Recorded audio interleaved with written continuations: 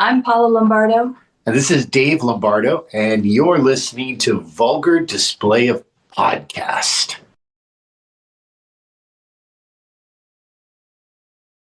Hi, and welcome to the Vulgar Display of Podcast. You got the Mox, Anthony, and Dale here, and we're joined online with a couple special guests, Paula and Dave Lombardo. Guys, how are we today? Really good. Great, thank you. Looking forward to this. Yeah, so help me with the pronunciation of the band name. Venamoris. Just Venamoris. Yeah. Sometimes my brain starts to overthink and I almost try to see what it is. So thanks for that clarification. Excited about this new record coming out in a couple days, To Cross or To Burn. Tell us a little bit how this started. It sounds like when you guys wrapped up your debut album, this kind of just started. You just had maybe a river of creativity flow, and it just kind of kicked off to the next one as well. Yep. Yeah, after the first one, Dave had gone on tour with Testament. It was right after pandemic. And we were just working on the artwork for the first album. And he was about to leave for like 6 weeks. And I guess that tour hit me a little different. And I had a flood of pretty dark thoughts. And so that I started sending Dave, I'd write the songs like in the middle of the night, and I would send him little voice recorder things where I would sing like the idea, the melody, and maybe some piano or whatever. So he'd wake up to those every morning, and that ended up being this album. Very cool. Yeah. Is that how it happens for you guys once the creativity is flowing? Like you said, you said it better than I did. It's like a river or a current of creativity. Yeah. Yeah, I've been really lucky to finally get Paula to write again, after a long period of not being interested in even being a part of the music industry. It took a lot of late nights and, a little bit of wine, and it's like, have a lot of wine. So much it's wine. like you have to write, listen to your voice, listen to what, for God's sakes, Wayne Newton fucking picked you out of a demo tape. Let's do something. And I finally was able to, get her over that wall that she had built up around her. So I guess it was about a 10-year break from music in general. And after he was able to chip away at everything for me and kind of help me find the joy in music again, it flooded. It was like just a ton of thoughts coming out, and I guess the well was full, you know what I mean? So 10 years of just experiences coming out. So did you need that time away? Sometimes the music industry can, what we hear anyway, we talk to a lot of bands and a lot of artists, it can just take a lot of it out of you. Yeah. But you also can't force things either. It seems like it has to kind of come out of you. You're almost a conduit of the music to kind of go through. Was that like for you? Yeah, absolutely. I just had very different life experiences than Dave, and I also process things much differently. And, we both would have started in the music industry around the same age. He had massive success, and I had some success. Working with Wayne was no joke. That was great.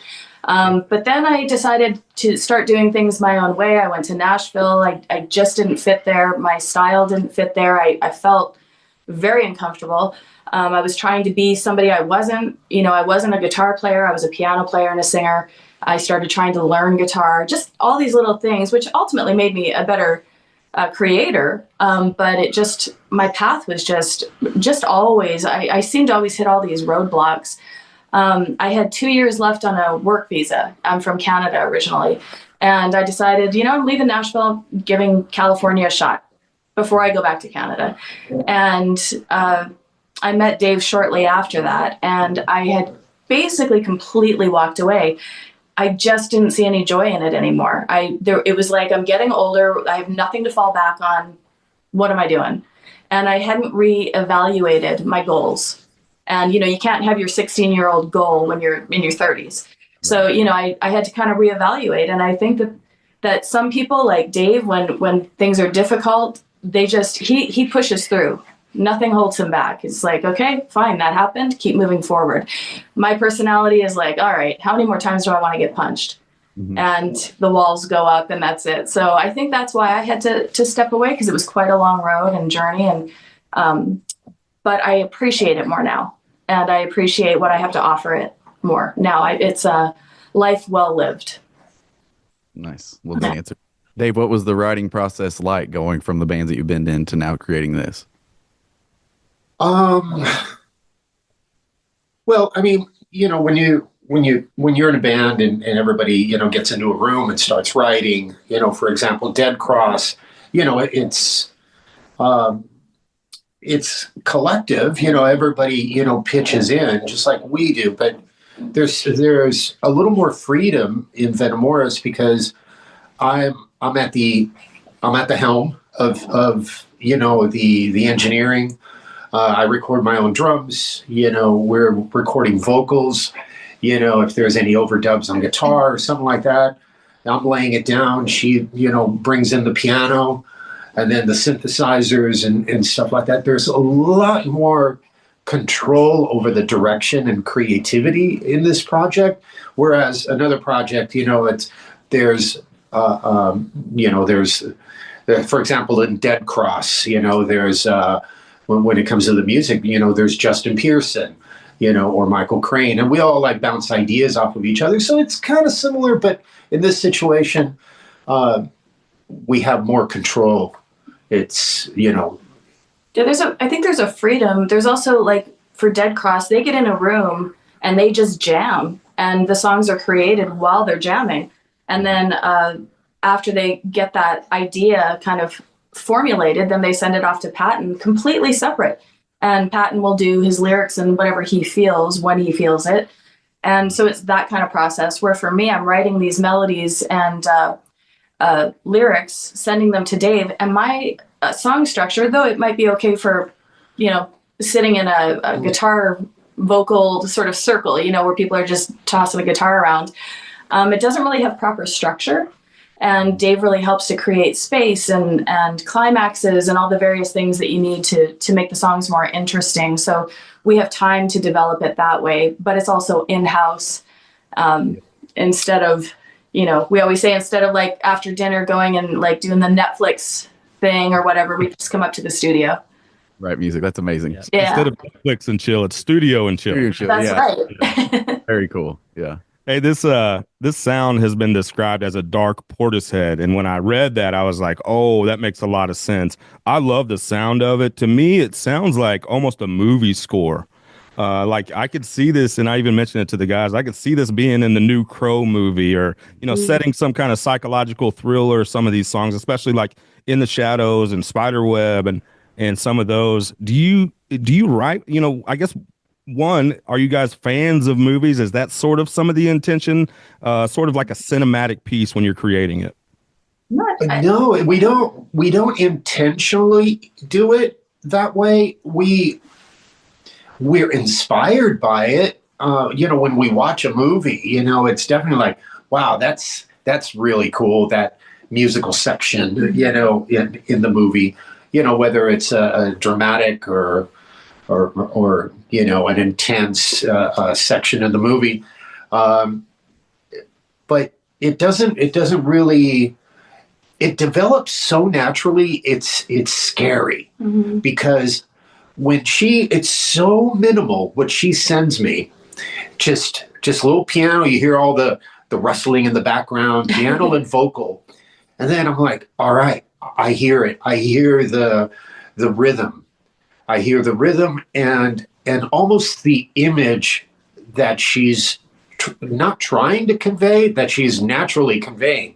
For example, in Burnt Paper, in that song, which Alex Skolnick plays on, I heard a very Celtic, very, Northern European kind of feeling. And that was right off the get-go. And so immediately when we came home, I started developing the drum beat, and then we developed, like she said, the space of the song, and then start layering. We start layering sounds. I tell her, okay, I need maybe a string section or something. And then I leave her in the studio, and she starts going through all our sounds, all our samples and everything. And she was like, this is what I found. And then, she applies it. And I said, I need more. It needs to be more dense. And then I start laying the drums, and then it starts building. And then she comes in and brings in the vocals. And it's so exciting because it's kind of step by step. And then it comes to a point where I'm like, it's done. It's done. I don't know what it is. It has to be a combination of whether we hit all the frequencies, we hit all the highs, the mids, the lows, the vocals, the drums, and everything. And I'm saying, okay, it's off to mixing. And it's so much fun. I not only love touring and working with my friends in Bungle and Dead Cross and whatever band I'm jamming with, Misfits, but then I get to come home, chill for 30 seconds, and then I'm like, okay, let's go upstairs. Let's make more music. Yeah. He's hard to, you can't really get him to step away. Even for like 24 hours, he gets a little stir crazy. So Yeah. It shows, yeah. That was going to be my questions is, do those ideas that you're coming up with on the road, Dave, do those not come to fruition until you get home and you guys are actually link up and bounce those ideas off of you? Or are you able to kind of practice those things at your thoughts on the road and send those back to her? No, I'm not able to do anything. I have to wait until I get home. I'll discuss it with her and I'll tell her, let's say, for example, Burnt Paper. I need this one to have this feeling. And this is what I'm hearing. And like Stay With Me, the opening track. When she sent that to me, it pulled my heartstrings. I'm like, oh my God, this could touch a lot of people, and so then I was like hearing, without the opening, without the radio, the like 1920s radio sound that we captured, the song just didn't feel right to me. So then I had to add that to kind of build up into the flourishing moment of modern sound. So it kind of like, it was like a little journey, and then boom, it opens up. So all that didn't develop even at the time when I first heard it. It developed later at home, after listening to it several times, like it needs something. It just, it's really cool. So you mentioned Alex, being a part of this album too. You also have some other friends that you have a long, lengthy history with. Trevor from Bungle and Gary from Exodus and Slayer as well. Were those call-in favors, and now do you owe them something that you got to be on part of theirs? They're kind of still, or is it just? I know you guys collaborate so much on so many different things. It's just what they wanted to do, and was glad and happy to help out. Yeah, they were glad and happy to help out. I've asked Raw Diaz, who I played with in Suicidal Tendencies, and now he's with Korn. He's been a good friend of mine since 2016, and he's a no-brainer, to ask, because he's so good in interpreting what we're asking. Alex, he had purchased a guitar while I was on tour with him in Seville, Spain, like this little flamenco, kind of a miniature flamenco guitar that had a beautiful warm sound, and he was playing it during the tour. He would be playing backstage and outside of the dressing room, on the bus, and I fell in love with that sound. And when Paula was developing the songs, I asked him, well, after I got home, I asked him if he can use that guitar for this for these two songs, and he was happy to do it. I'm here for them. They did me a favor. If I can return a favor for them, of course. We're friends. We occasionally text each other and pull each other's strings and mess with each other and whatever, joke around. So that that's always there. Love it. Dave, I saw an interview around a year ago that you had said when you're working with other artists or even working with like other drummers and stuff, you don't try to outplay them or better them. You try to play with them. And in this day and age of our era of me, like, look at me, to hear that was so refreshing. And I think that just shows your true talent and who you are as a musician. And I just really appreciate that. That was very cool to hear. Thank you. Yeah. Yeah. It felt like playing with someone instead against them, or like trying to outdrum them, or like outshine the guitar player. You said it, like, just the way you guys gelled just means Well, so imagine this movie, this music with a modern day drummer mindset. right. You know, I have to play every single rudiment that my teacher taught me, and it would screw the recording up. It wouldn't be what it is. I do have to restrain myself. There's a lot of blast beats in between. Between him recording drums for Venamoris, he has to get something out, and then he'll go, "Okay, I'm ready." It's so true. Yeah, when I'm doing takes, you know, I'm playing like really small, slow, groovy stuff, and you know, making sure that the vocals have space. And if I fuck up, you know, okay, hold on, now go off. Okay, I'm ready. Yeah. Got that out of my system. Got it out of the system, and then I can lay it down. And she cracks up. She's never seen that before in me, and it happens all the time. We should have an album of outtakes, like just the things that are in between. You know, that would be brilliant. Yeah, I'd listen to that. For sure. Hey, this cover is incredible. Animal Magnetism cover of the Scorpions, and the way you guys did it. And I'm guessing that's Gary on that, the in solo, or I would say in solos, because I think there's almost two, right? He comes back in a little bit later. Yeah, it's actually one solo, but I think we had extended the song a little bit from the original version that we sent Gary, and I copy pasted the clip and I added it at the end, only the second half of the solo. So it's basically part of the first solo, but I had to do some finagling and, you know, moving around, and it sounds great. No complaints. I'm glad you guys like it, because we certainly did. To me, it's like super, should I say, like sultry and almost sexy in a way. Like, I was even thinking, like, if I'm a stripper, like, that's going to be my strip. Like, thank you. That's what she said. Thank you. I said I want this song in every strip club. Like, come on, it's perfect. That's all I can say. It's like, come on. Mission accomplished, because it made me feel sexy, and I'm not a sexy man. So Nailed it. That's amazing. Yes. Was that the idea to, you know, record that as a cover? Where did that come from? That was a late night hang that Dave and I, we do these often, where we just stay up really late and we go down wormholes of listening to a lot of different styles of music, and maybe introducing each other to new things that we haven't heard, because we have such different backgrounds. And he just all of a sudden stood up and was like, "We're doing this song. We have to do a cover of this song." And he was going through all of our vinyl, he found the album, put it on, and I listened, and I'm like, nope, I don't know how to do that. That vocal is so opposite of me.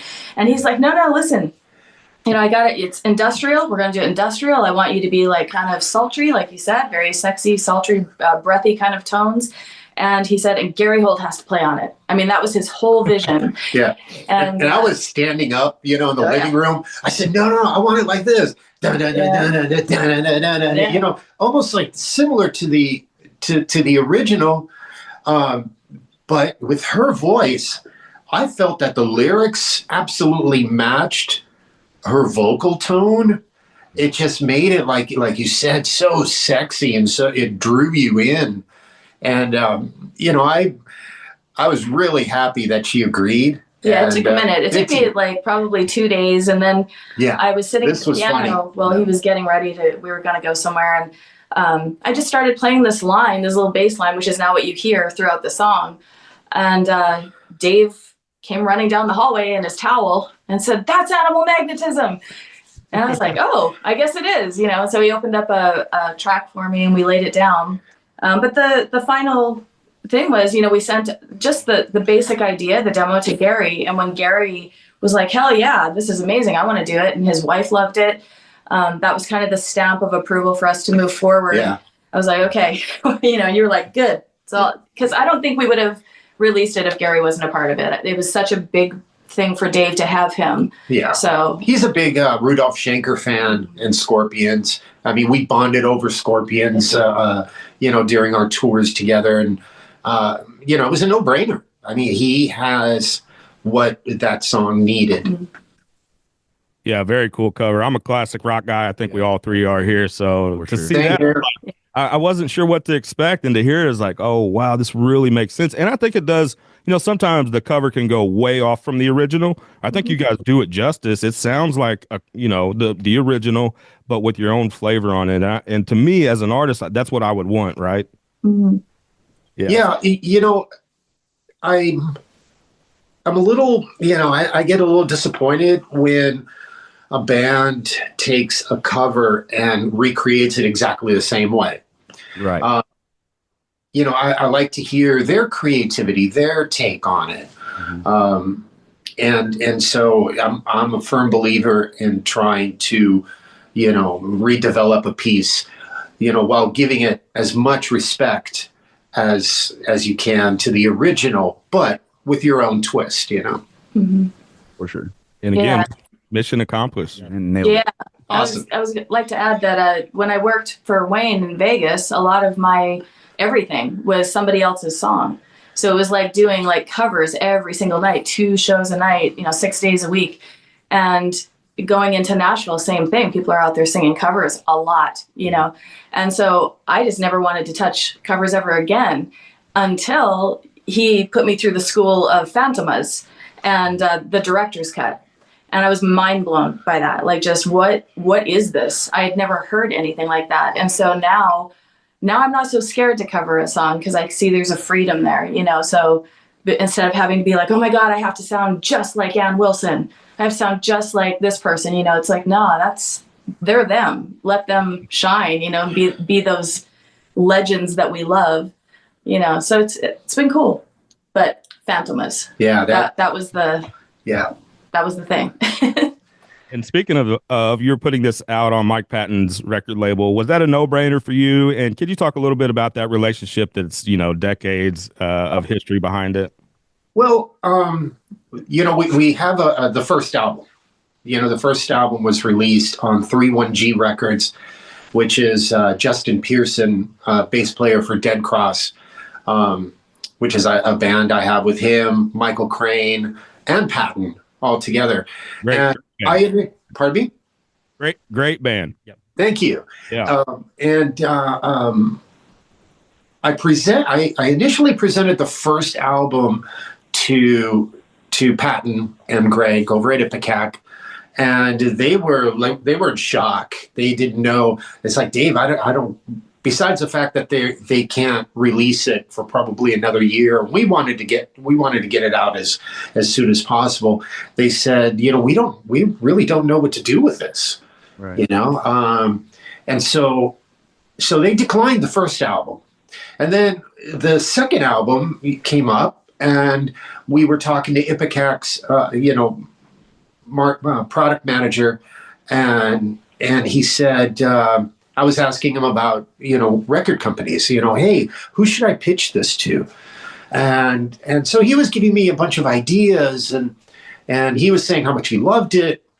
And then he asked me, well, what did Greg and Mike say? And I told him, well, I didn't present it to them because they turned down the first one. So I figured they just didn't want to put this out, And he said, no, Dave, send it to them right now, And as soon as I sent it to them, they came back and said, it was funny. Paula and I were at a store. We're at a grocery store that has a bar, believe it or not. And so we're in the grocery store, and I start getting text messages from Patton saying how much he loved it.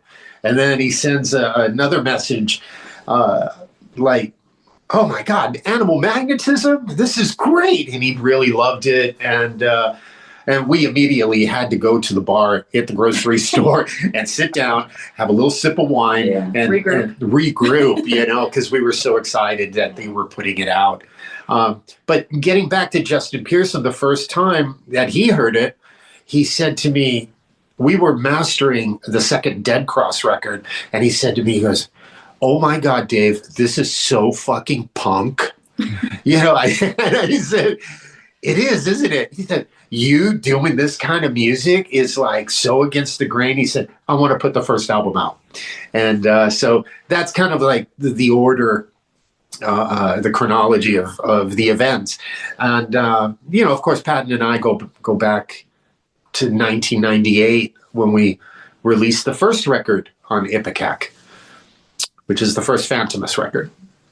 Comes full circle. Yeah. It does. Yeah. I'm very grateful. It's Ipecac is like, we're all family. We're all really, really good. We work really well together. And we're very lucky. I'm very lucky to be a part of the Ipecac family, and playing in like 2-3 different bands with Patton. It's awesome. I bet so. We've kept you too long. We are big fans of this record. It's coming out To Cross or To Burn, February 28th. Paula Lombardo and Dave Lombardo, thanks so much for being on the Vulgar Display podcast. We are big fans here. Thanks. Thank you. That's awesome, man. Thanks for having us, man. Good luck with everything, and keep kicking ass. Yeah. We'll talk soon, okay? Yes, thank All you. right. Cheers, man. Bye. Bye.